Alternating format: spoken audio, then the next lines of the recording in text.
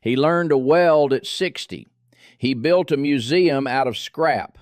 And at 70 years old, he's still out in that workshop every morning, because the day he stops building is the day he stops living.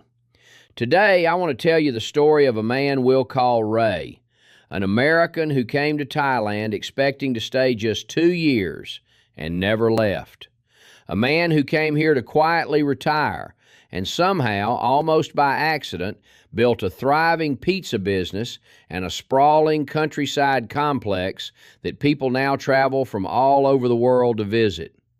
It's a story about love, about patience, about growing old without giving up, and about what it really takes to build a whole new life from nothing on the far side of the planet. So stick around, because there's a great deal to learn from a man like Ray. Ray was born in Oklahoma in the month of June, a long time ago now, and for the first half of his life he served his country. He was a soldier, sent off by Uncle Sam to places like Panama and Iraq, the kind of places most people only ever see on the evening news. But after a while, something in him grew tired of it. Uncle Sam kept sending him to places he simply didn't want to go. So Ray did the thing that defines his whole character. He started over. He went back to university and earned a teaching degree. At first, his sights were set on China. He even spent 2 full years taking Chinese classes, preparing for an entirely new chapter in a country he'd never lived in. And then history reached out and changed his plans for him. Back in 1999, there was an incident, the accidental bombing of the Chinese embassy in Belgrade. And just like that, China was off the table. Somebody recommended Thailand instead. The plan was simple: come for 2 years, get a bit of experience, and then move on. That was around 25 years ago. He never did move on, because something happened in Thailand that wasn't part of any plan. At the school where he came to teach, there was a woman who worked in administration, the executive secretary. We'll call her Molly. And as these things go, one thing led to another. That neat 2-year plan quietly dissolved, the way the best laid plans always do when a man meets the right person. And Ray built a real solid life here. He taught at international schools for over 20 years, earning a proper American salary the entire time, not the modest entry-level wage most people picture when they imagine teaching abroad. And he and Molly were smart with that money. They weren't forever flying off on expensive holidays. Instead, they bought homes in Bangkok, remodeled them with care, and rented them out. Slowly, patiently, house by house, they built something solid beneath their feet. But this place, the one out in the countryside, with the dock and the gardens and the pizza ovens, this was always meant to be the retirement home, the finish line. The pizza business that now defines it was never part of the plan at all. It just happened.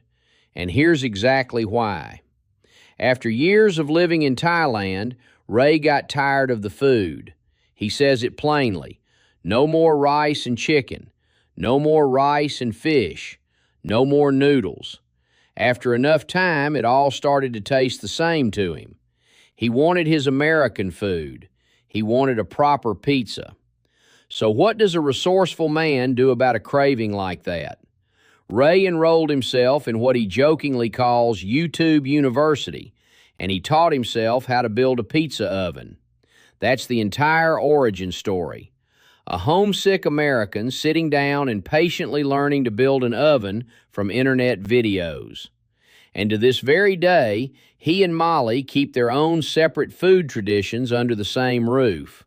She eats her food, and he eats his.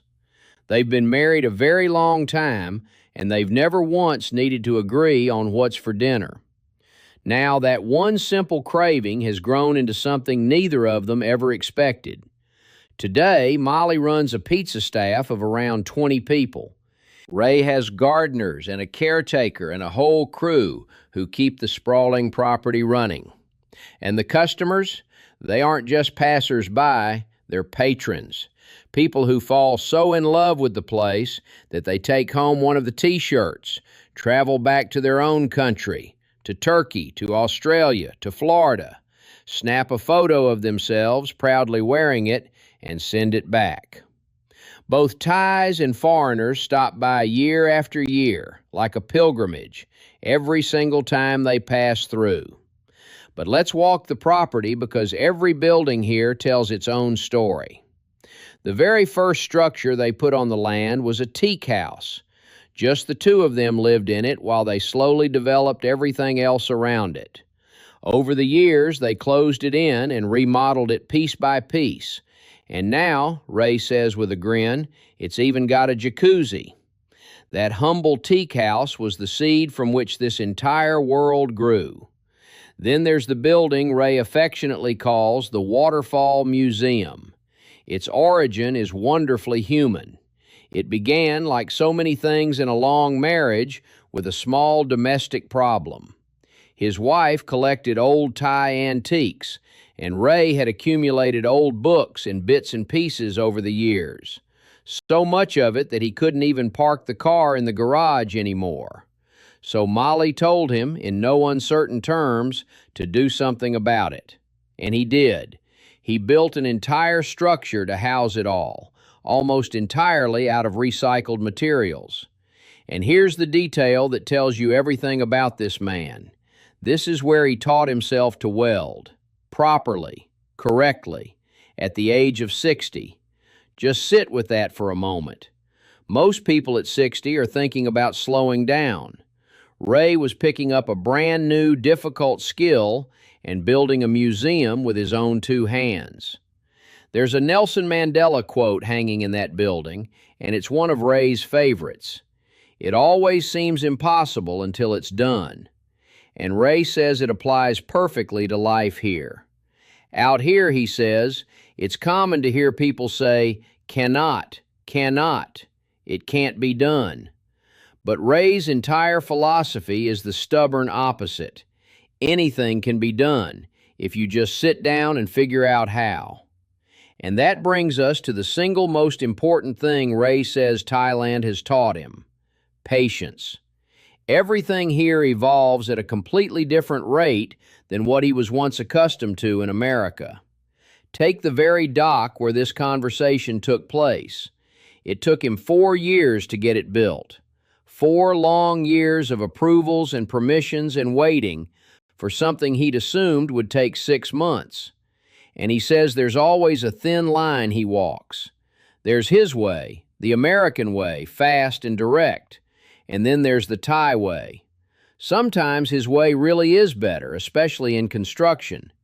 But just as often he charges ahead and only discovers later that he should have done it the Thai way all along. Ray has been here long enough to have watched many foreign men come and go, and he's brutally honest about what he's seen. Some men come and thrive, but others sit around all day chasing girls and drinking beer. And those men, he says, don't tend to make it. It might look like fun short term, but long term, most of those guys simply don't last. Some come here, he says quietly, and they die. The men who build something, who stay busy and engaged, those are the ones who endure. And staying busy is plainly Ray's own secret. He talks about time management as though it's the central lesson of growing older. Each day he tries to make the place a little bit better. Some days a big project, some days something small. He has a staff to manage now, but the freedom underneath it all is the whole point. He gets to do exactly what he wants, every single day. Ray is also, by his own cheerful admission, a gardener of a particular variety. He grows his own herb and has for many years. He's even developed his own private strain, just for himself. He's not a heavy smoker, he insists. What he does instead is decarb it, mix it with a little coconut oil, steep it like a tea, and stir it into his morning coffee. At 70, that's how this man gently begins his day. Now, reaching 70 at all is something Ray says he never expected. And once you hear about his family, you understand why he doesn't take a single day for granted. One younger brother is a 100% disabled Marine veteran. Another suffered a heart attack and needed a heart replacement. And his third brother is living with stage 4 cancer. And then there's Ray, who by his own description just putters happily around his property without any real problems at all.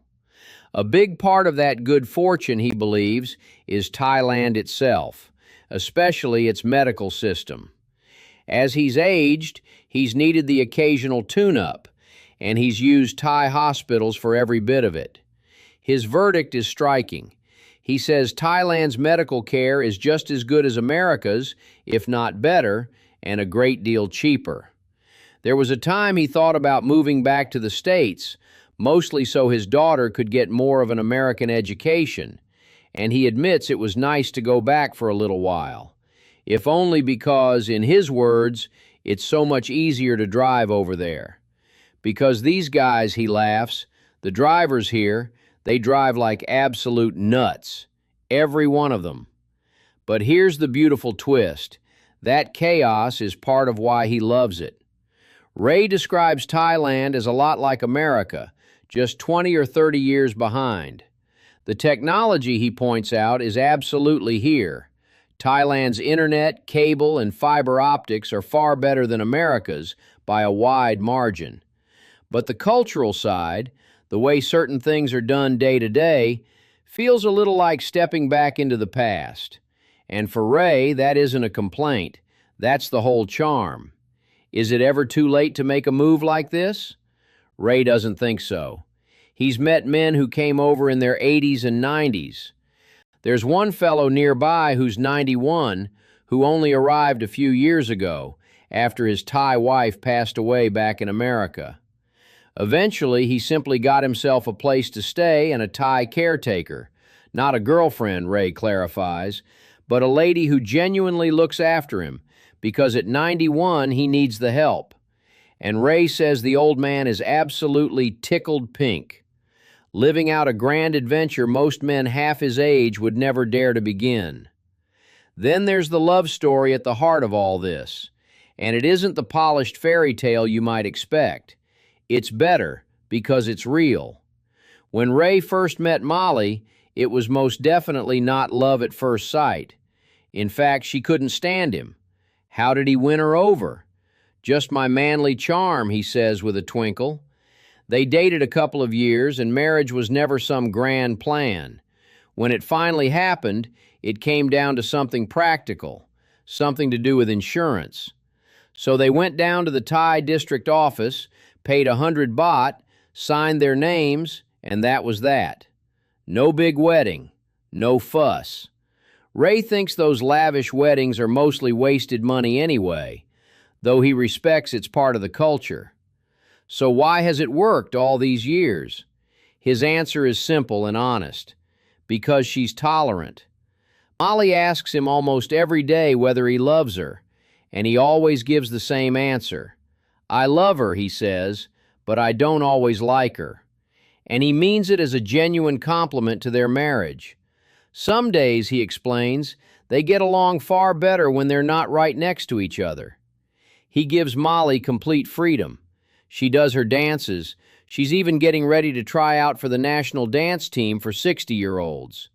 He encourages her in all of it, and she's the same way with him. He credits her, without hesitation, with making him a better man. A lot of men, he reflects, using himself as the example, don't really mature until their 40s. When he was younger, he just didn't much care about anything. But he got older, and she tolerated him through it all, and that's precisely where their relationship truly began to grow. Find the right woman, he believes, and it can transform the entire course of a man's life. Ray's a creative soul, too. He's written 3 books, volumes 1, 2, and 3 of a series about a hillbilly in Thailand. They're mostly photographs he's taken over the years, turned into little short stories. Partly he made them as memories for the future, and partly, he laughs, he just wanted to be able to say he wrote a book. But if you ask Ray which single room on this whole property is the most important, he won't point to the pizza ovens or the teak house or the dock. He'll walk you straight to his workshop. A person needs tools to get anything done, he says, and he's organized that workshop so precisely that if even a single tool goes missing, he knows it instantly. And this is one cultural friction he's never quite resolved. Thai people, he explains, are far more communal by nature. Borrowing and sharing comes naturally. But Ray was raised the American way. If you borrow something, you'd best be prepared to replace it. So he doesn't loan his tools out, not to anyone. The workshop is his escape, his private sanctuary. And out here, under that brutal Thai sun, something always needs fixing. It's not so much the weather, he says, it's that relentless sun, which can be just horrendous, tearing everything up. There are funny little culture clashes everywhere. Years ago, buried in fallen leaves, Ray suggested buying a leaf blower. His wife and her workers all said, "No, no, no, that's spending money. Just use a broom." That was several years ago. Today they own 3 leaf blowers, and the workers love them now. Though he notes with affection, they still love their brooms too. He still buys them from the local broom lady all the time. And all those leaves don't go to waste. He shreds them, lets them break down, filters the result, and ends up with perfect soil for the gardens. Nothing wasted. Everything cycled back into the land. So what does Ray love most about the culture here? When you ask him, he comes back to one thing above all: safety. Back in Bangkok, he used to do a lot of street photography, and he was never once afraid. He covered the riots, the protests, all of it. He's been pepper sprayed. He's walked through the slum areas of Klong Tui. Never really had a problem. And then he says something that lands hard. He could not walk through some of the cities in his own home country that late at night. But here, he can hop on his motorcycle and ride virtually anywhere, and nobody bothers him. Except, of course, for those crazy drivers. That motorcycle is his pride and joy. The best investment, he says, he's ever made in Thailand. An old Honda, 20-some years old, bought secondhand. The John Deere green paint job is his own handiwork. He calls it his farm truck taxi, and he rides it, in his own words, like an old man, nice and slow, all over the place, in no hurry to be anywhere. Does Ray feel accepted after all this time? He says, honestly, it can be both.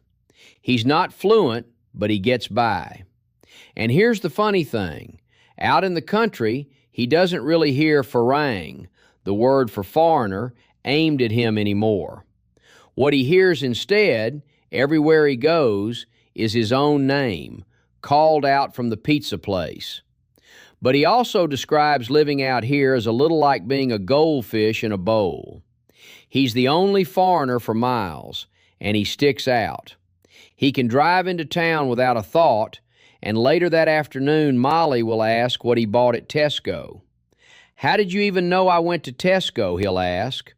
But someone always sees him. There's simply no hiding it. And what about Molly's side? Ask her what she loves about Ray, and she lights right up.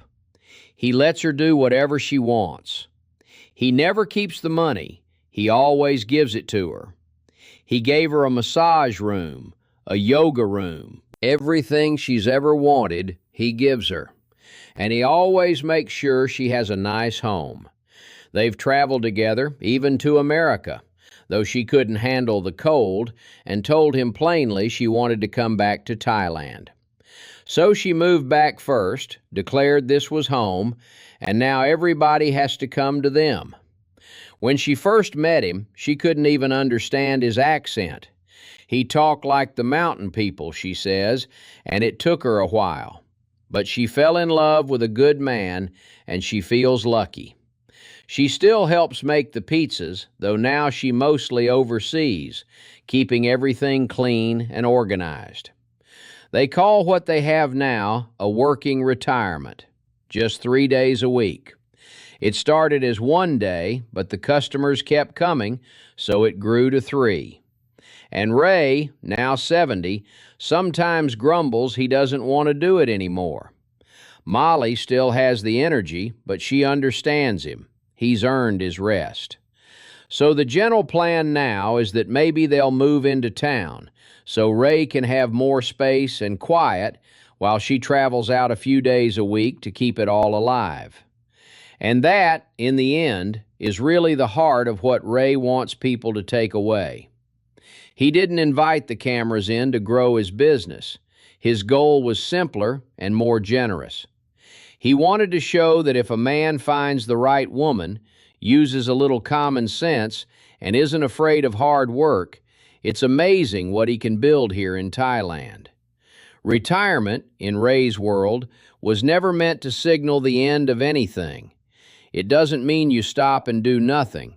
It means you can still make money, still build, still create, and be deeply happy doing it all at the same time.